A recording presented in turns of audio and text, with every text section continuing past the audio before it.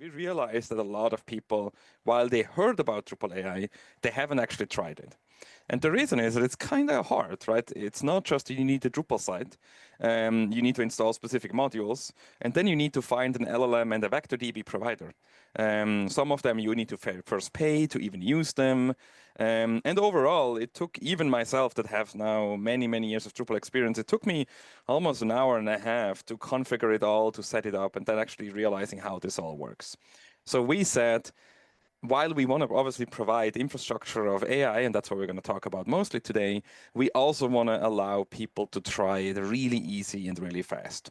So we have built try.amazee.ai, which basically there's a form at the bottom where you can, with a single click, you can trial an installation of Drupal AI.